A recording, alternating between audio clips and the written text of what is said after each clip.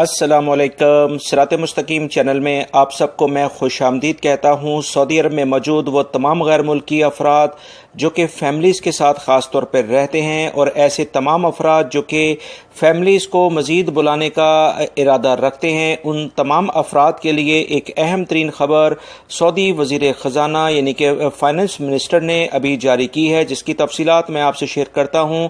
کیونکہ سعودی عرب میں موجود جو بھی فیملیز ہیں ان کے اوپر ٹیکس لگا ہوا ہے پچھلے سال سے، مسلسل 2017 سے اس کے بارے میں لوگ ٹیکس پے کر رہے ہیں۔ فی ممبر 100 ریال پہلے تھا، اس کے بعد 2018 میں یہ 200 ریال ہوا، اب 2019 میں جولائی سے 300 ریال یہ ہونے جا رہا ہے۔ فیملی ٹیکس کے بارے میں بہت سارے غیر ملکی افراد میں یہ باتیں چل رہی تھیں کہ 2020 جولائی سے یہ ٹیکس ختم ہونے کی کافی زیادہ امید ہے، کیونکہ سعودی حکومت کی جو پالیسی شروع میں بتائی گئی تھی وہ 2017، 18 اور 19 کے بارے میں بتایا گیا تھا۔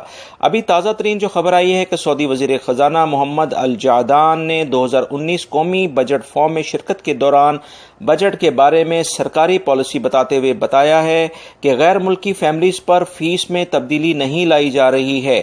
مزید تفصیلات جو آئی ہیں کہ پرائیویٹ اداروں میں کام کرنے والے جتنے بھی غیر ملکی افراد ہیں ان کی فیملیز اور ان کے گھریلو ملازمین اگر انہوں نے بلائے ہیں، اور ان کے اہل و عیال یعنی والدین اور ساس سسر بھی اگر اس میں شامل ہیں، ان پر جو ٹیکس ہے وہ مسلسل جاری رہے گا، اور 2020 میں بھی یہ 400 ریال ہو جائے گا۔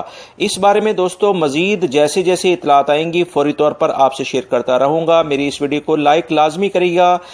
مزید تازہ ترین خبریں جاننے کے لیے میرے چینل کو سبسکرائب کر لیں اور بیل بٹن لازمی پریس کر لیے گا۔ السلام علیکم۔